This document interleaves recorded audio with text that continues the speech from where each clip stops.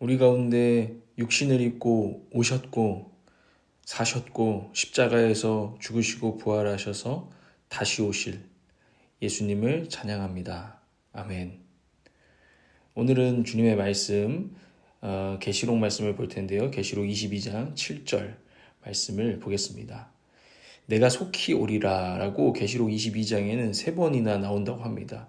계시록 22장 7절, 12절, 20절 말씀에 요한을 통해서 예수님은 말씀하시는데요. 내가 속히 올 것이다. 곧 올 것이다. 라고 약속을 하셨다는 것입니다. 그런데 이제 예수님 오신 지 2025년째 약 그렇게 지나가고 있잖아요. 이 말씀을 하신 지도. 그러니까 사람들이 생각하는 거예요. 그 예수가 말했던, 약속했던 이 약속은 혹시 실수 아니야? 예수님의 종말론, 예수님이 말하는 세상의 종말, 그날, 이거 실수인 것 같은데? 라는 생각을 누군가는 품고 있고, 또 우리도 주님 언제 오시죠? 혹시 주님이 말하는 종말은 또 다른 어떤 것인가? 주님 어떻게 구름 타시고 다시 오신다는 그게 어떤 다른 상징인가? 하고 우리는 의심을 갖기도 하고 의문을 갖기도 하게 된다는 것이죠. 주님께서 그럼 그 약속은 실수하신 것이고 허언이었는가? 오늘 묵상집에서는 그렇지 않다는 것입니다. 먼저는 주님은 그 날의 일시를 내가 안다고 말한 적은 없으십니다. 오히려 주님은 모르는 건 모른다고 하시면서 그것은 아버지께서 아신다라고 하셨죠. 그 날 종말의 때는 아버지께서 아시고 아버지께 맡겨진 것이다. 난 거기에 따라서 아버지께서 다시 가라고 하면 다시 가는 것이다. 라는 이야기를 결국에는 그렇게 약속을 하셨다는 것입니다. 주님께서는 속히 온다고 하셨지만 내가 언제 올 줄 알고 속히 온다고 말씀하신 것은 아니라는 것입니다. 두 번째로 제자들에게 일상생활을 주님은 살라고 하셨어요. 그리고 땅끝까지 그러면서 복음 전파를 할 것을 명령하셨죠. 일상생활이 뭡니까? 우리가 밥을 벌어 먹고 살고 사람들하고 교제하고 우리가 또 가정을 이루고 자녀를 키우고 직장 생활을 하고 이런 일상생활을 열심히 해나가고 땅끝까지 복음 전파를 하라고 하셨습니다. 이제 종말이 다가왔으니까 일상생활 다 때려치우고 그렇게 살라고 말씀하신 적이 없다는 것이죠. 이것은 만약에 주님께서 속히를 내가 곧 올 거니까 야 지금 기도만 해. 너희들끼리 모여가지고 세상하고는 등지고 이렇게 살아. 이렇게 말씀하신 적이 사실은 없다는 것입니다. 그것은 예수님의 종말론이 아니었고 주님이 말씀하시는 속히가 그러므로 엄청 가까운 어떤 우리가 생각하는 시일하고는 다르다는 것입니다. 정말 이 잘못된 종말론 때문에 일상생활도 파괴되고 또 이런 특별히 잘못된 종말론을 가지고 또 그것을 이용해서 그 두려움을 이용해서 사람들을 종교적인 권력으로 억압하고 정말 가정을 파괴하는 그런 이단들도 얼마나 많이 있었습니까? 주님의 종말론은 그런 건강하지 않은 종말론이 아니었다라는 것입니다. 속히는 그런 뜻이 아니었다라는 것입니다. 또 땅끝까지 복음 전파할 것을 명령하셨는데 땅끝까지 여전히 미전도 종족이 남아있어요. 그리고 다 번역하여서 성경과 복음이 전파된 것도 아니죠. 여전히 그 작업이 거의 이제는 완수되어 가지만 아직도 남아있습니다. 그럴 시간을 주님은 주셨습니다. 그러므로 주님이 말씀하시는 속히는 우리의 어떤 시간과는 개념과는 다르다는 것을 우리는 생각해 볼 수 있죠. 물론 이제 땅끝까지 복음 전파. 그래서 누군가는 주님 오실 날을 속히 땡겨보자 우리가.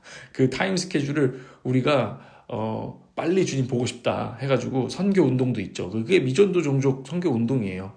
주님 말씀하신 대로 땅끝까지 복음이 전파되면 주님 다시 오실 거니까 야 빨리 프로젝트 하자 해가지고 야 너가 여기 맡어 해가지고 지금 선교 운동도 하고 있는 것입니다. 저는 그것이 나쁜 소망은 아니라고 생각합니다. 그러나 그것도 미전도 종족 이제 다 성경도 번역해서 보급했는데 왜 안 오셔?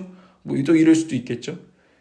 때는 주님께 맡겨진 것이죠. 우리가 앞당길 수 있는 것도 그것은 좀 교만한 생각이라는 생각을 해봐요.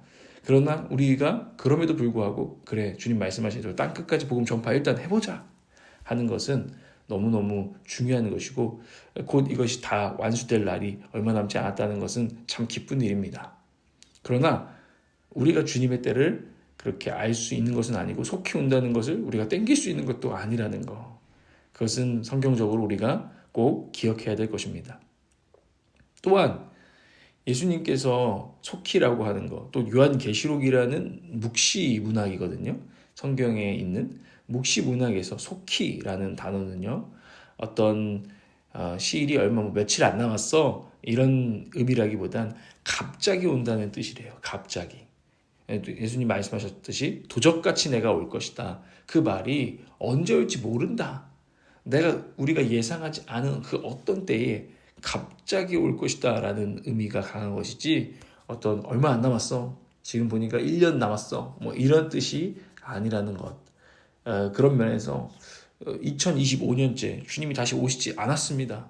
그러나 그것은 주님의 어떤 허언이나 실수가 아니라 우리가 예수님의 종말론을 잘못 이해할 때 그것이 실수라고 보는 것이죠. 또한 하나님은 너무나 크신 분이죠. 그분에게는 우리의 천년이 하루 같다라는 말씀처럼 말입니다. 여기서 우리는 한 가지 더 질문을 하게 됩니다. 그렇다면 이런 예수님의 종말론을 우리가 가지고 사는데 속히 오리라는 약속을 붙들고 우리는 사는데 그 말을 어떻게 이해하고 반응해야겠습니까? 라는 질문이죠. 한 가지 확실한 것이 있습니다. 그것은 예수 그리스도께서 메시아께서 이미 초림하셨고 그러므로 새 시대가 열렸다라는 것입니다. 그리고 이제 주님은 재림하실 것이고 남은 하나님의 이 종말 스케줄에는 재림만 남아있다라는 것입니다. 우리의 모든 초점과 모든 시선은 이제 그 그리스도의 재림에 맞춰져 살아간다는 것이죠. 이것은 너무나 확실한 것입니다. 그때와 시기는 우리가 알 수 없으나 주님 다시 오신다는 것은 확실하다는 것입니다. 이 믿음은 흔들리면 안 된다는 것입니다. 이게 그리스도인의 세계관이거든요. 하나님이 지금까지 역사를 이끌고 오셨어. 이 구원의 역사를 이끌고 오셨어. 타락하고 무너졌던 이 우주와 세상을 하나님께서 회복하는 그 과정에 지금 다음 단계, 남은 단계는 종말. 또 종말을 뭐라고 하시는 줄 아십니까? 신학적으로는 새 창조. 포기하지 아니하고 하나님께서는 정말 더 좋은 곳으로, 더 완벽한 곳으로 새 창조하실 것이다. 놀랍지 않습니까? 타락하면 그거 다 쓸어버리고 새로 시작하면 되는데 그런 새 창조가 아니라 이 긴 역사와 또 하나님이 이 땅에 오심과 하나님 우리를 위해서 죽으심과 하나님이 다시 사심으로 통해서 나타내신 복음 가운데 하나님의 종말은 새 창조를 의미하고 있다는 것입니다. 이게 마지막 남은 스케줄, 역사의 마지막입니다. 이 믿음이 저 여러분 가운데 있어서 우리는 이렇게 반응할 수 있습니다. 찰스 클램피드라는 분이 종말을 고대하는 이런 정말 참된 믿음을 품은 제자들의 삶이 어떤 것인지 믿음과 소망과 사랑으로 나타냈는데요. 첫 번째로 어떻게 반응하냐? 그리스도가 이미 구원을 성취하심을 아는 믿음으로 반응합니다. 우리는 우리의 어떤 의가 아니라 주님께서 이루신 일과 주님께서 우리를 위해 행하신 그 구원의 일들을 통해서 이미 십자가에 달려신 그분의 대속을 통해서 우리의 구원이 성취되었다는 것을 우리는 아는 믿음으로 삽니다. 그 믿음 때문에 때로는 우리의 부족함과 이 세상의 부조리를 보지만 우리는 흔들리지 않습니다. 두 번째로 우리는 아직 오지 않은 그분의 구원을 고대하는 소망으로 삽니다. 그래서 세상 가운데 아직 왜 이러는 거야? 예수 믿는 사람조차 왜 이러는 거야? 세상은 늘 왜 이렇게 또 역사는 반복되고 돌고 도는 거야? 하고 우리가 때로는 허망해하고 절망하지만 그러나 우리는 거기에 빠져있지 않을 수 있습니다. 왜냐하면 하나님의 종말과 새 창조를 우리는 고대하고 있기 때문입니다. 우리는 할 수 없으나 주님께서는 이 땅에 다시 오실 것이고 이루실 것이다.